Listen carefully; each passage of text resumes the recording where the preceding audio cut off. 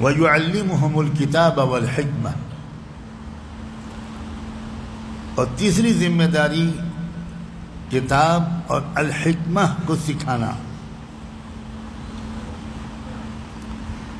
ہم عام طور سے ہم علماء لوگ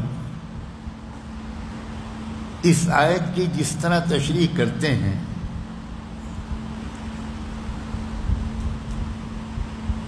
اللہ نہ کرے اس میں کہیں چھپا ہوا یہ ارادہ شامل نہ ہوتا ہو کہ ہم لوگ یہی 3 کام کر رہے ہیں۔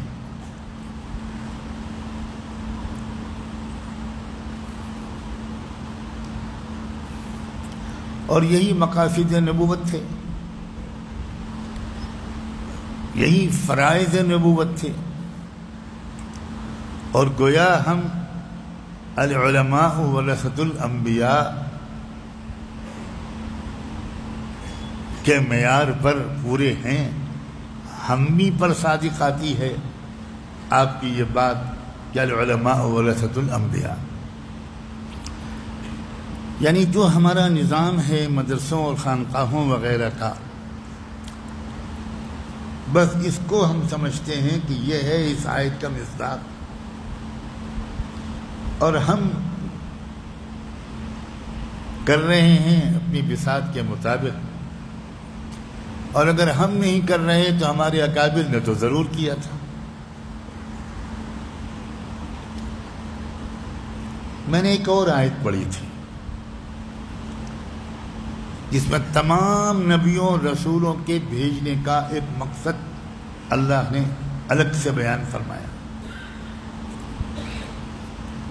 لَقَدْ أَرْسَلْنَا رُسُلَنَا بِالْبَيِّنَاتِ وَأَنزَلْنَا مَعَهُمُ الْكِتَابَ وَالْمِيزَانَ لِيَقُومَ النَّاسُ بِالْقِسْطِ،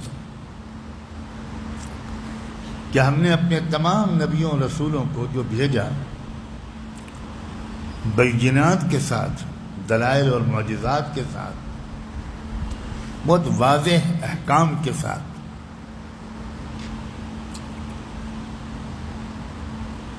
وَأَنزَلْنَا مَعَهُمُ الْكِتَابَ وَالْمِيزَانَ، یہاں الحکمہ کا لفظ نہیں ہے، المیزان کا لفظ، اور ہم نے ان کے ساتھ اتاری الکتاب،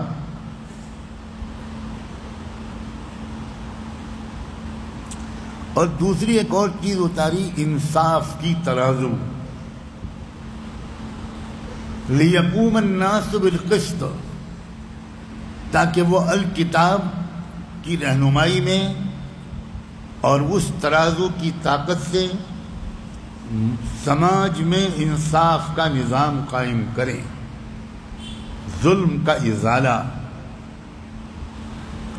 ظالم کو ظلم سے روکنے کی کوشش اور مظلوم کو کی مدد کرنا آخری حد تک جا کر۔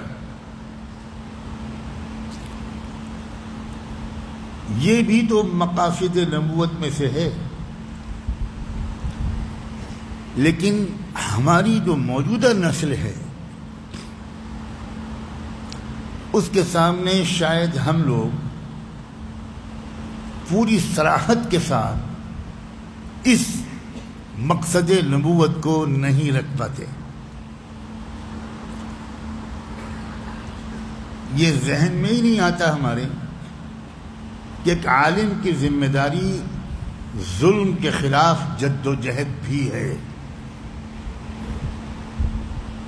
میرا خیال یہ ہے کہ آپ میں سے اکثر میری رائے سے متفق ہوں گے، یہ ہمارے ذہن میں ہی نہیں آتا۔ ہمارے ذہن میں یہ آتا ہے کہ ہم جو پڑھا رہے ہیں کتاب الجنایات، کتاب الحدود، اور اس میں اقوال نقل کر رہے ہیں، بڑی زوردار علمی بحثیں کر کے اپنے شاگردوں کو مستفیض کم مرعوب زیادہ کر رہے ہیں۔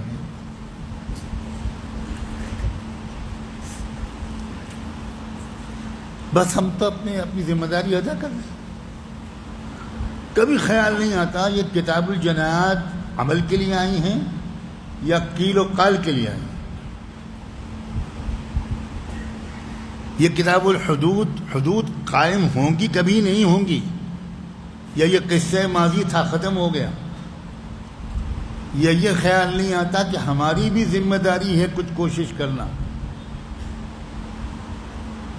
اور قرآن تو کہہ رہا ہے کہ سارے نبیوں کی اور تمام نبیوں کی جو الگ الگ خصوصیات اور ذمہ داریاں تھیں وہ سب بدرجہ اکمل اور اتم خاتم النبیین محمد الرسول اللہ کو عطا کی گئیں. حسن یوسف دم عیسیٰ ید بیضا داری، آنچ خوباں ہمہ دارند تو تنہا داری. عیسیٰ علیہ السلام کا جمال، موسیٰ علیہ السلام کا جلال، حضرت شعیب کا کاروباری ایمانداری کے نظام کو درست کروانا،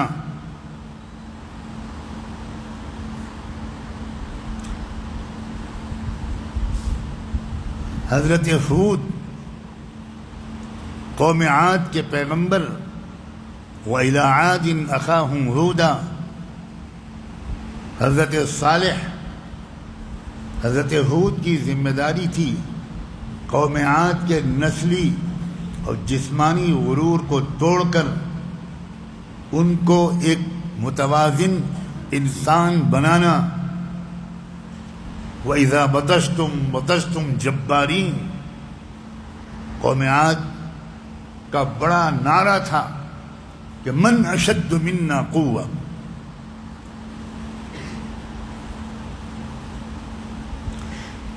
یہ ساری ذمہ داریاں جو الگ الگ نبیوں کو ملی تھیں، یہ ساری ذمہ داریاں مزید تکمیل کر کے خاتم النبیین صلی اللہ علیہ وآلہ وسلم کو ملی تھیں. اور جو اپنے کو ان کا وارث کہیں وہ یہ سوچ لیں کہ کیا وہ ان ذمہ داریوں کو ادا کرنے کی کوئی کوشش کر رہے ہیں.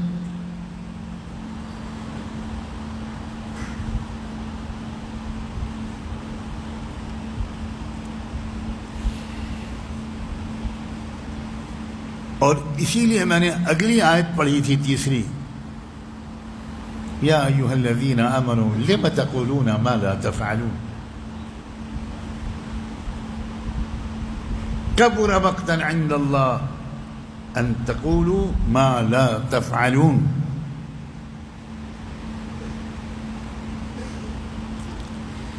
اس آیت کا منشا یہ تھا کہ جو کہتے ہو وہ کیا بھی کرو.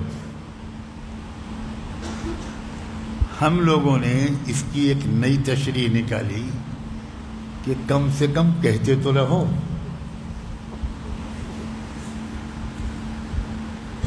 اللہ کرے یہاں اساتذہ تفسیر بیٹھے ہوں اور میں غلط کہہ رہا ہوں تو اس کی اصلاح کر دیں. اگلی آیت پر توجہ نہیں جاتی.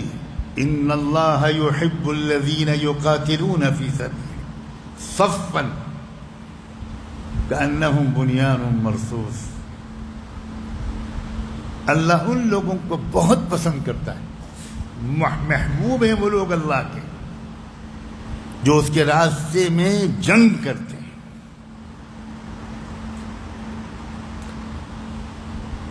اور سیسا پلائی ہوئی دیوار کی طرح کھڑے ہو کر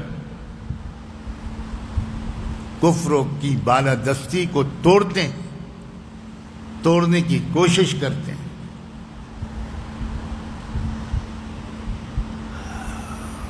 علماء آج کے ہم جیسے کمزور اور بزدل علماء نے اپنی ذمہ داریوں کی فہرست سے اس کو بالکل خارج کر دیا. اگرچہ 15 اگست اور 26 جنوری کے دن اساتذہ طلبہ کو جو تقریریں لکھ کر آپ لوگ دیتے ہیں اس میں شاملی کے میدان کا تذکرہ ہوتا ہے. اس میں خانقاہ امدادیہ تھانہ بھون کی دیواروں پر انگریزوں کی توپوں کے گولوں کے نشان کی منظر کشی ہوتی ہے. اس میں حضرت شاہ عبدالعزیز کے فتویٰ دار الحرب کا تذکرہ ہوتا ہے. اس میں حضرت سید احمد شہید کے جہاد کا تذکرہ ہوتا ہے، اور پدرم سلطان بود کہہ کر شاندار بریانی اور گلاب جامن پر خاتمہ ہوتا ہے. اور بریانی وما ادراک ما حیدرآبادی بریانی.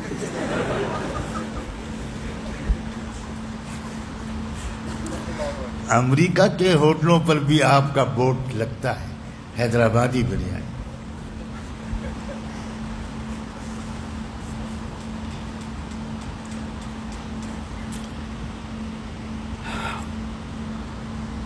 ہم غیر شعوری یا غیر ارادی طور پر شرک و کفر کی بالادستی پر راضی ہو گئے ہیں.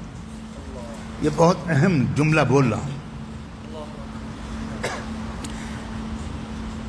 شرک و کفر کی بالادستی، اس کا غلبہ، یہ غیر فطری صورتحال ہے.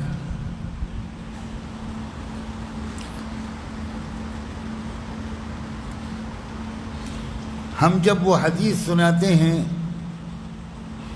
کہ منکر کو جو دیکھے تو اپنے ہاتھ سے، اپنی طاقت سے منکر کو بدلے، نہیں تو زبان سے، نہیں تو دل سے. تو جب وہ منکر کا لفظ بولتے ہیں تو ہم اپنے جمعے کے بیانوں میں ٹیلی ویژن، ٹی وی کو منکر بتاتے ہیں، سگریٹ پینے کو اور موبائل دیکھنے کو، غلط استعمال کو، ان منکرات کا ذکر کرتے ہیں. کیا شرک سے بڑا بھی کوئی منکر ہے؟ لیکن کبھی ہم اس کا ذکر نہیں کرتے، اس لیے کہ ہم دین کی خدمت اسی دائرے میں کرنا چاہتے ہیں جس دائرے کی اجازت ہم کو کفر و شرک کی طاقتیں دیتی ہیں. بس یہ ایمان نہیں ہے، یہ ایمان نہیں ہے. اور تیسری بار کہتا ہوں واللہ یہ ایمان نہیں ہے. اور چوتھی بات کہتا ہوں علماء کی ذمہ داری اس کے بغیر ادا ہوگی. کم سے کم میں یہ ماننے کو اللہ کرے مرتے دم تک کبھی تیار نہ ہوں. مجھے بتاؤ امام احمد بن حنبل کو کیوں کوڑے مارے گئے؟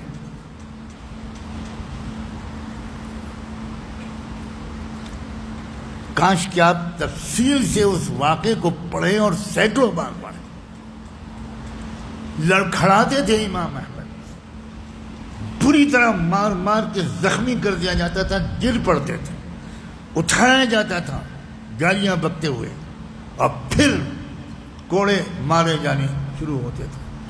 دیوار سے لگ جاتے تھے، پھر مارے جاتے تھے، پھر تھوڑی دیر کے بعد پانی پلانے کے بعد پھر گھسیٹ کے لایا جاتا تھا، پھر مارے جاتے تھے. امام احمد بن حنبل اگر صرف قال حدثنا فلان قال حدثنا فلان پڑھاتے رہتے تو انہیں کوڑے کیوں مارے جاتے؟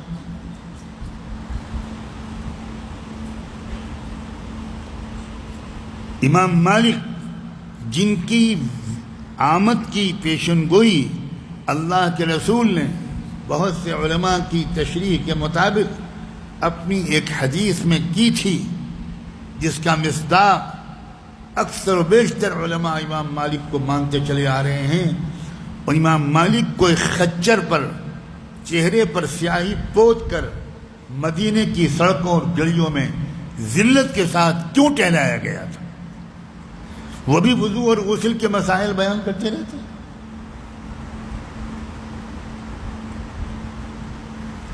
بڑا اعزاز ملتا حکومت کی طرف سے. انہوں نے اپنی یہ ذمہ داری، اور کیا جرم تھا ان کا؟ کیا انہوں نے حکومت وقت کے خلاف بغاوت کا اعلان کیا تھا؟ کیا کوئی فوج تیار کی تھی انہوں نے؟ ایک فتویٰ تھا اور اس کا کوئی تعلق سیاست سے نہیں تھا.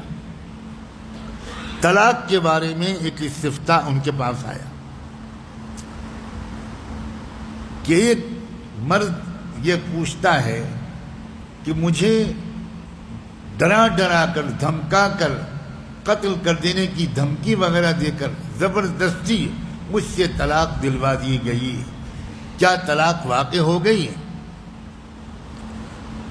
تو امام مالک کا جواب تھا کہ مکرہ کی طلاق واقع نہیں ہوتی، یہ طلاق واقع نہیں ہوئی، وہ بیوی بدستور تمہاری بیوی ہے۔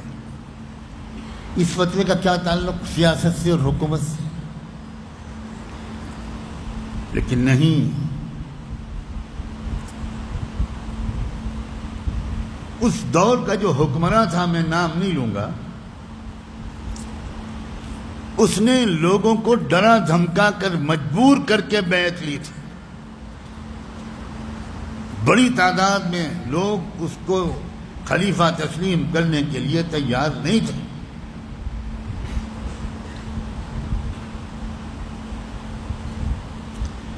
امام مالک رحمۃ اللہ علیہ کے مقرب تلامذہ سے جب پوچھا جاتا تو وہ کہتے ہیں بھائی مکرہ کی طلاق واقع نہیں ہوتی، امام کا فتویٰ یہ ہے۔ تو یہ بات لوگوں نے سمجھی کہ جب طلاق ہنسی مذاق کی بھی واقع ہو جاتی ہے، ثلاث جدہن جد وہزلہن جد، تو جب مذاق کی طلاق واقع ہو جاتی ہے اتنی، لیکن مکرہ کی طلاق واقع نہیں ہوتی، تو پھر مکرہ کی بیعت کیسے قابل قبول ہوگی، کیسے واقع ہوگی؟ امام خلیفہ حکمرانی یہ ڈرا وہ کہ اگر امام مالک کا یہ فتویٰ پھیل گیا تو لوگوں میں میرے خلاف ایک بے چینی پیدا ہوگی، اور جو لوگ ابھی تک نہیں تیار ہوئے ہیں ان کو میں مجبور نہیں کر پاؤں گا۔ تو اس نے امام مالک کو عبرتناک سزا دلوائی تاکہ کوئی یہ نہ کہہ سکے کہ مجبور کر کے بیعت نہیں لی جا سکتی۔ یہ جرم تھا امام مالک، برداشت کرتے رہے وہ سزا۔ اللہ اکبر، اللہ امام مالک کو اعلیٰ ترین درجے عطا فرمائیں گے انشاءاللہ۔ یہ علماء ہیں ورثۃ الانبیاء، میں اور آپ نہیں ہیں۔ اس خوش فہمی سے کم مجھے تو بالکل نکل جانا چاہیے۔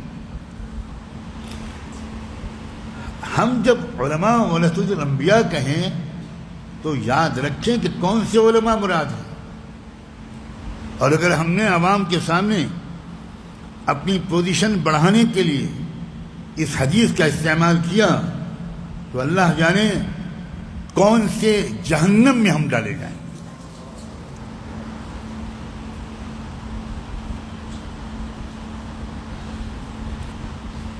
امام ابو حنیفہ رحمۃ اللہ علیہ کی موت جیل میں کیوں واقع ہوئی؟ وہ کیوں جیل میں ڈالے گئے؟ کیا جرم تھا ان کا؟ ہم ان کو امام اعظم کہتے ہیں، اور ہم ان کو استخراجات اور استنباطات کا واقعی سچ مچ امام اعظم مانتے ہیں۔ کتنی عظیم شخصیت تھی امام ابو حنیفہ کی، لیکن گرفتار کر کے جیل میں ڈال دیا، اور جیل میں بھی جب نہیں باز آئے تو زیادہ تر مورخین کے کہنے کے مطابق زہر دے کر مارا گیا۔ یہ ہیں علماء ورثۃ الانبیاء۔ امام شافعی رحمۃ اللہ علیہ یمن میں تھے، یمن سے اس طرح گرفتار کر کے ان کو لایا گیا کہ ہاتھوں میں ہتھکڑیاں تھیں، پیروں میں بیڑیاں تھیں۔ ہتھکڑیاں اور بیڑیاں یہ یمن سے لے کر دارالسلطنت تک اسی طرح لایا گیا، اور امام شافعی کو وقت حکمراں نے سزائے موت دینے کا حکم جاری کیا۔ تیاری مکمل ہو گئی تھی، نافذ ہونے والا تھا حکم، امام محمد رحمۃ اللہ علیہ آ گئے، اور امام محمد نے ایسی زوردار نصیحت کی اور تنبیہ کی کہ نہ صرف یہ کہ وہ امام محمد کو چھو نہیں سکا بادشاہ، بلکہ اس کو اپنا فیصلہ واپس لینا پڑا اور امام شافعی کی رہائی کا حکم جاری کرنا پڑا۔ یہ ہیں العلماء ورثۃ الانبیاء۔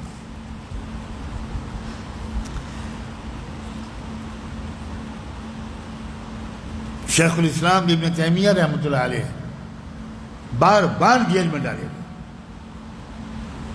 بار بار گرفتار ہوئے۔ یہ سب ہندو حکومتیں نہیں کر رہی تھیں، یہ یہودی حکومتیں نہیں کر رہی تھیں، یہ مسلمان نام کے حکمراں کر رہے تھے۔ حکومت و اقتدار کا نشہ بہت خطرناک ہوتا ہے، اچھے اچھے انسان کو پاگل بنا دیتا ہے۔ جب مسلمان حکمراں اقتدار کے نشے میں آ کر پاگل ہو گئے تو کسی اور سے کیا امید اور کیا شکوہ۔ اقبال نے کہا کہ اے صاحب نظراں، یہ حیدرآبادی زبان ہے، نظراں، اے صاحب نظراں نشہ قوت ہے خطرناک۔